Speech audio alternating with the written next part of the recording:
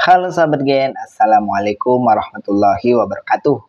Di video kali ini kita akan membahas kunci jawaban biologi kelas 12 bab 2 pada tugas uji kompetensi pada halaman 113 sampai 117 di buku biologi kurikulum merdeka pegangan kalian. Jadi ayo kita bahas bersama mengenai soal atau perintah yang ada di tugas kali ini Gen. Tapi sebelum lanjut jangan lupa untuk subscribe ya Gen, agar Gen Sukses Media lebih semangat lagi nemenin kalian nugasnya. Jika sudah, kita lanjut. Kita masuk pada soal pertama berikut ini, Gen. Perhatikan soal yang ada ini. Promoter adalah segmen DNA yang berfungsi sebagai titik-titik. Ya, Gen? Jawaban yang benar adalah tempat awal RNA polimerase berikatan untuk proses transkripsi. Jadi, promoter adalah segmen DNA yang merupakan tempat awal RNA polimerase berikatan untuk memulai proses transkripsi, yaitu proses di mana informasi genetik dari DNA ditranskripsi menjadi RNA. Kemudian masuk pada soal kedua berikut ini, Gen. Genom adalah titik-titik.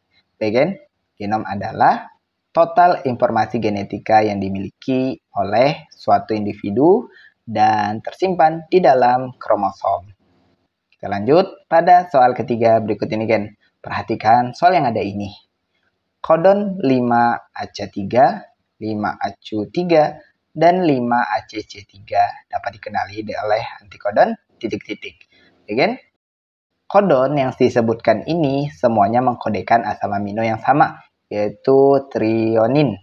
Untuk mengenali kodon-kodon ini, antikodon tRNA harus memiliki urutan komplementer dan antiparalel.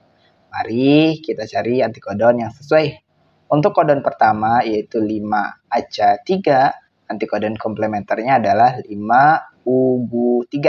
Karena U itu berpasangan dengan A, G berpasangan dengan C, dan U berpasangan dengan A. Kemudian untuk kodon 5ACU3, antikodonnya adalah 5UGA3.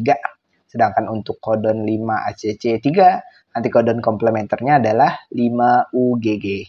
Nah, di antara pilihan yang diberikan, antikodon yang cocok adalah 5UGU3.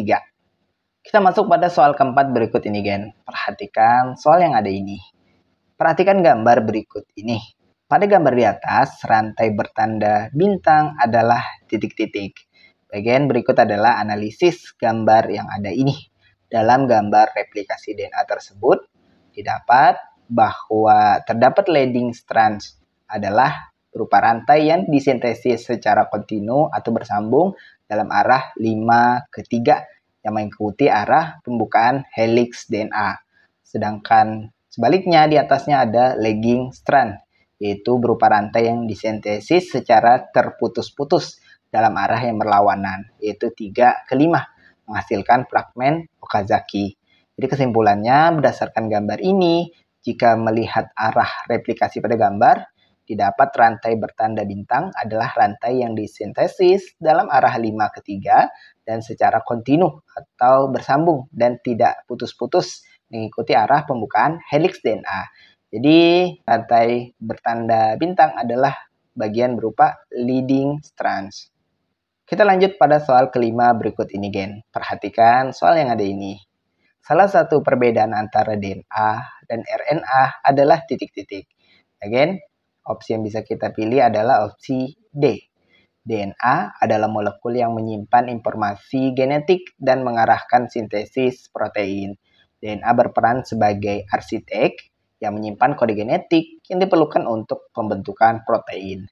Sedangkan RNA berfungsi untuk mengekspresikan informasi genetik yang tersimpan dalam DNA. RNA berperan sebagai pelaksana yang terlibat langsung dalam proses sintesis protein, termasuk transkripsi, yaitu berupa membawa kode genetik dari DNA ke ribosom, dan translasi, yaitu menerjemahkan kode genetik menjadi urutan asam amino. Kemudian kita masuk pada soal ke-6 berikut ini, Gen. Perhatikan soal yang ada ini. RNA ada 3 macam, yaitu rRNA, mRNA, dan tRNA. Ketiganya mempunyai komponen penyusun yang sama, tetapi fungsinya berbeda. Fungsi mRNA adalah titik-titik. Ya kan? Jawabannya bisa kita pilih ada pada opsi C. mRNA atau messenger RNA atau RNA duta adalah jenis RNA yang berfungsi membawa pesan genetik dari DNA di dalam inti sel ke ribosom di sitoplasma. Di ribosom, mRNA digunakan sebagai template atau cetakan untuk mensintesis protein selama proses translasi. Kemudian kita masuk pada soal ketujuh berikut ini, Gen. Perhatikan soal berikut. Selama berlangsungnya tahap translasi pada sintesis protein, terjadi peristiwa titik-titik. Gen, jawaban yang bisa kita pilih adalah pada opsi E.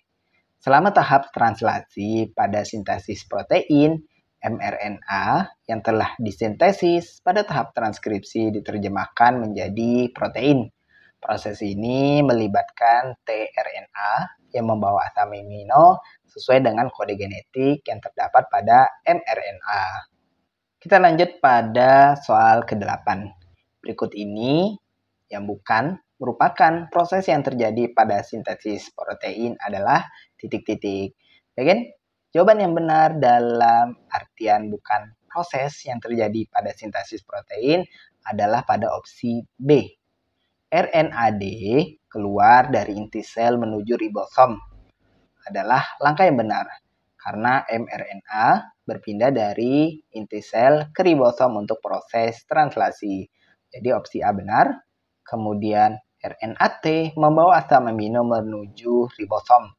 Ini pada opsi C dianggap benar karena tRNA membawa asam amino ke ribosom sesuai dengan kode mRNA.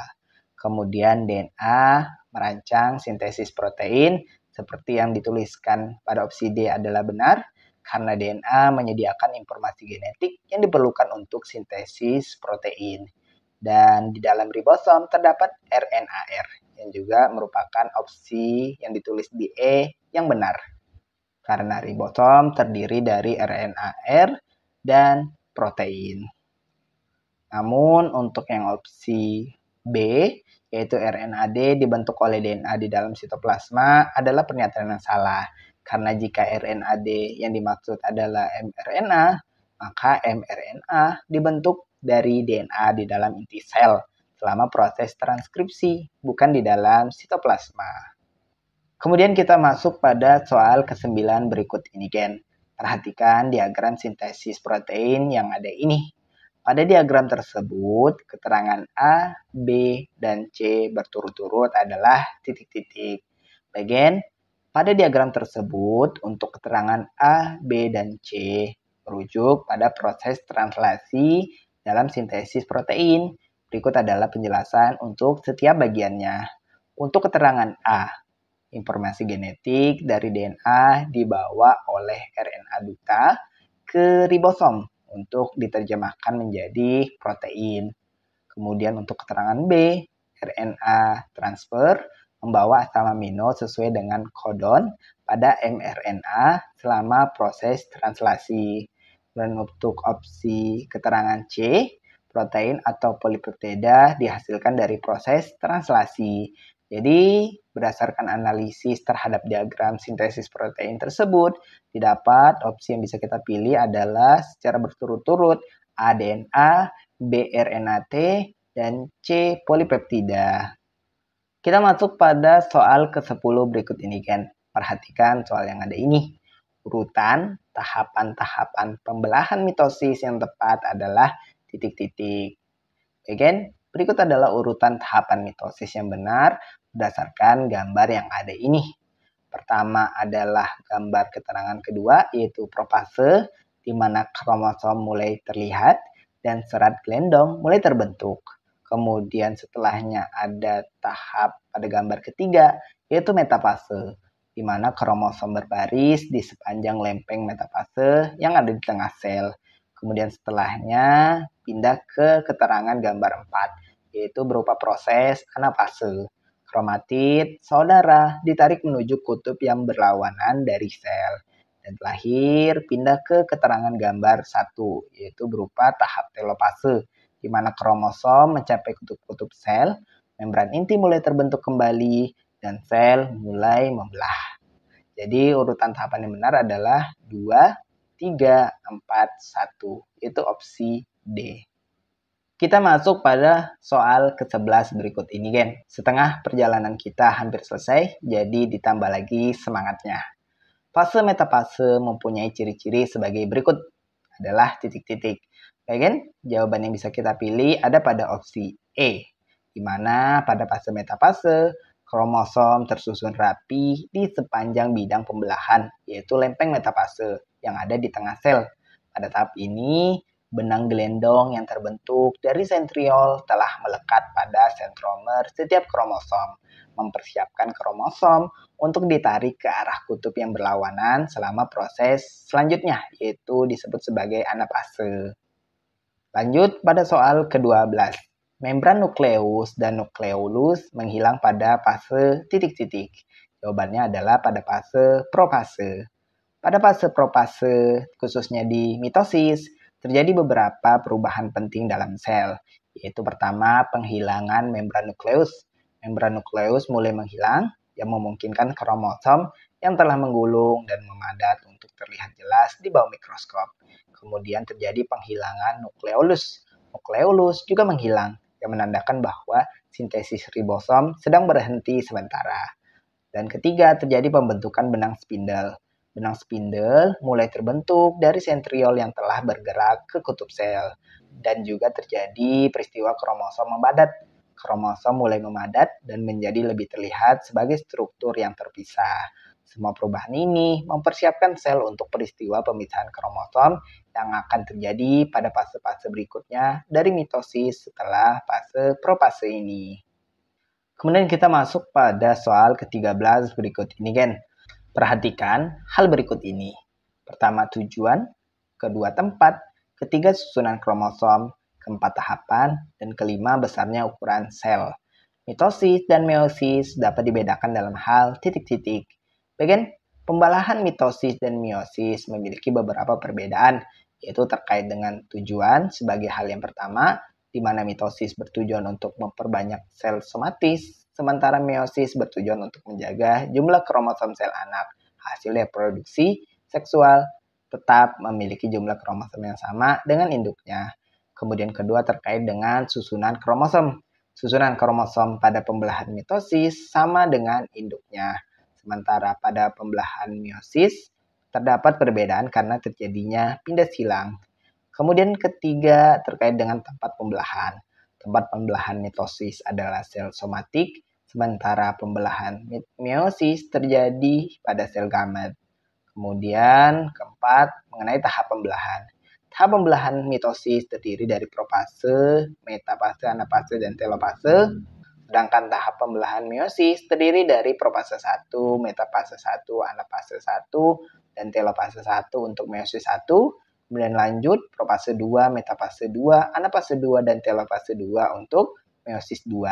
Dengan demikian, pilihan jawaban yang dianggap benar adalah opsi A, 1, 2, 3, dan 4. Kita masuk pada soal ke-14 berikut ini, Gen.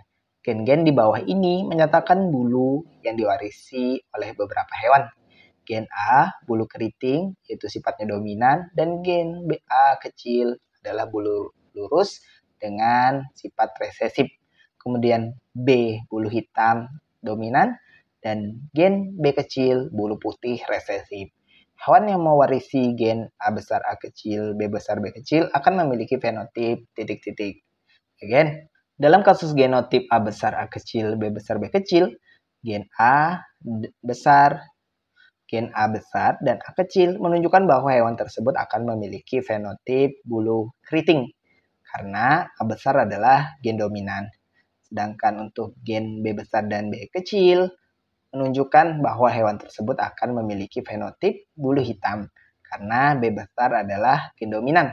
Jadi hewan dengan genotip A besar A kecil, B besar B kecil akan memiliki fenotip keriting hitam. Yang bisa kita pilih opsi untuk jawaban ini adalah B. Lanjut pada soal ke-15 berikut ini, Gen. Tanaman mawar berbunga merah dengan sifat dominan disilangkan dengan tanaman mawar berbunga putih dengan sifat resesif. Ternyata dihasilkan keturunan pertama tanaman yang semuanya adalah berbunga titik-titik. Baik, Gen? Jika tanaman berbunga merah, yang disilangkan adalah R besar, yaitu homozigot dominan, maka persilangan antara R besar, dan R kecil akan menghasilkan semua tanaman dengan genotip R besar, R kecil pada generasi pertama, yaitu sebagai berikut untuk persilangannya.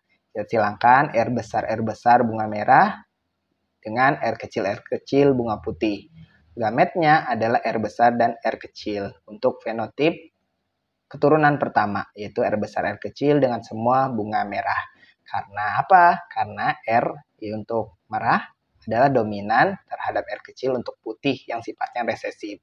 Jadi semua tanaman yang dihasilkan akan memiliki bunga merah. Jadi dihasilkan tanaman semuanya berbunga merah. Yang dalam artian ini adalah 100% untuk peluangnya berbunga merah. Kita masuk pada soal ke-16 berikut ini, Gen. Perhatikan soal yang ada ini. Pada percobaan Mendel, tanaman kapri dengan fenotip tinggi dan bunga di ketiak batang dengan genotip T besar, B besar disilangkan dengan tanaman kapri dengan fenotip pendek dan bunga di ujung batang dengan genotip T kecil, B kecil. Jika F1 atau keturunan pertama mengalami penyerbukan sendiri, peluang munculnya genotip T besar, T kecil, B kecil adalah sebesar titik-titik. Bagian untuk menyelesaikan soal tersebut, kita perlu melakukan analisis genetika berdasarkan percobaan Mendel. Yaitu untuk pertama, penyilangan induk pertama, yaitu T besar, B besar dikali atau disilangkan dengan T kecil, B kecil, dengan gamet yaitu didapat T besar, B besar, T kecil, B kecil, sehingga untuk hasil penyilangan pertama didapat semuanya adalah T besar, T kecil, B besar, B kecil. Karena ini adalah sifatnya T besar dan B besar adalah dominan. Kemudian untuk penyilangan F1 karena mengalami penyerbukan sendiri, sehingga untuk P2-nya atau induk keduanya disilangkan, yaitu T besar, T kecil, B besar, B kecil disilangkan dengan T besar, T kecil, B besar, B kecil. Untuk gametnya ada 4 variasi untuk masing-masing dari induknya. Sehingga kita bisa masukkan ke dalam diagram Punnett sehingga didapat hasilnya, yaitu berupa 16 kemungkinan kombinasi genotip yang dapat dilihat pada diagram Punnett ini, Gen. Nah, dari tabel Punnett ini ada 2 kotak yang menunjukkan genotip T besar, T kecil, B kecil dari total 16 kotak. Jadi, peluang munculnya genotip T besar, T kecil, B kecil adalah 2/16. Sehingga didapat totalnya adalah kemungkinannya 12,5%. Yang untuk opsinya adalah yang sesuai adalah opsi B. Kita masuk pada soal ke-17 berikut ini, Gen. Perhatikan soal yang ada ini. Tanaman lebu bulat B besar dominan terhadap kisut. Tinggi dominan terhadap rendah.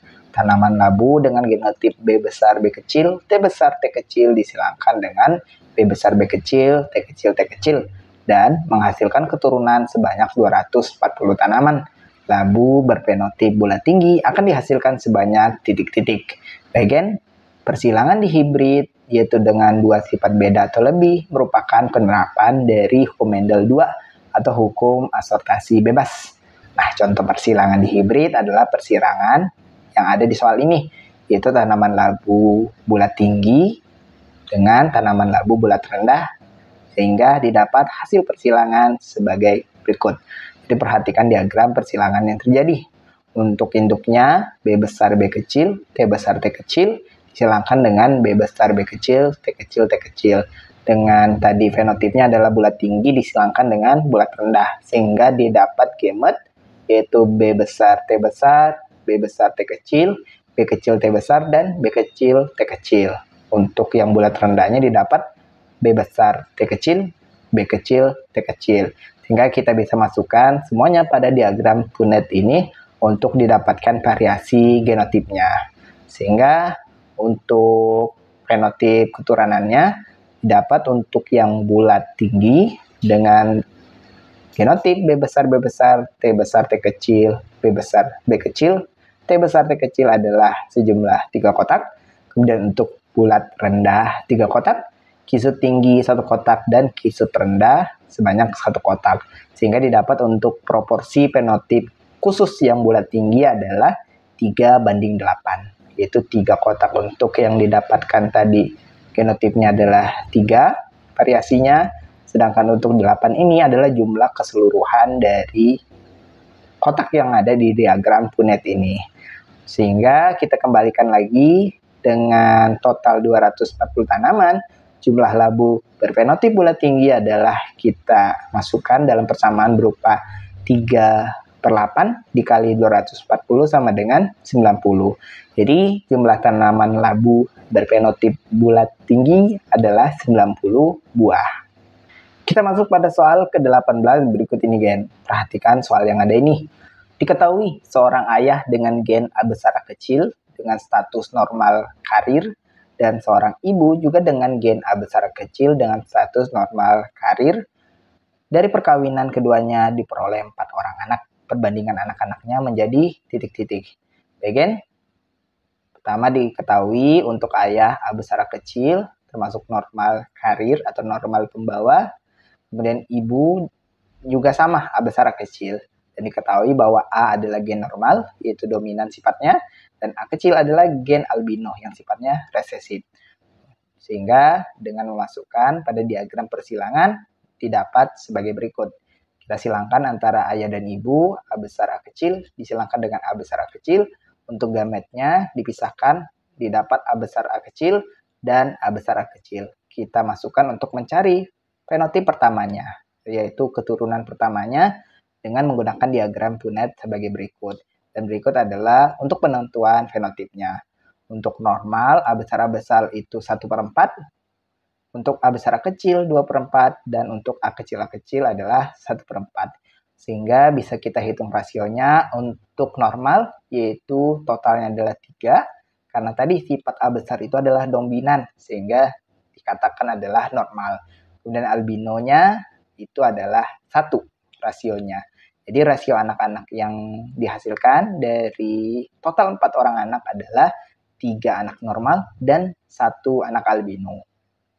Kita masuk pada soal ke-19 berikut ini, Gen. Perhatikan soal yang ada ini. Duplikasi kromosom X pada laki-laki menghasilkan XXY yang muncul sekali dalam 200 kelahiran. Orang-orang dengan kelainan ini menderita sindrom titik-titik. Again, kelainan genetik yang terjadi akibat duplikasi kromosom X pada laki-laki yang menghasilkan genotip XXY dikenal sebagai sindrom Klinefelter. Sindrom ini terjadi pada pria yang memiliki 1 kromosom X tambahan, yaitu X ekstra, sehingga genotipnya menjadi XXY, bukan XY yang normal. Orang dengan sindrom Klinefelter dapat memiliki karakteristik fisik seperti tubuh lebih tinggi dari rata-rata, perkembangan payudara, dan sering mengalami infertilitas. Jawaban yang benar adalah opsi E, terkait dengan sindrom Klinefelter. Kita masuk pada soal ke-20 berikut ini, Gen, sebagai soal penutup kita di sesi tugas kali ini. Perhatikan soal yang ada ini.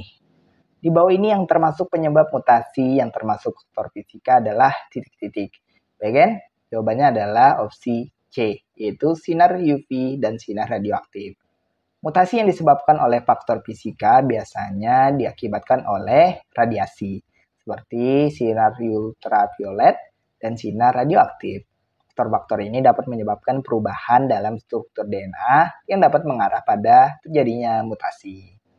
Again, itulah pembahasan sekilas kita untuk kunci jawaban biologi kelas 12 bab 2 pada sesi tugas uji kompetensi bab 2 pada halaman 113 sampai 117 di buku pegangan Biologi Kurikulum Merdeka. Terima kasih karena telah menonton video ini sampai habis, Gen.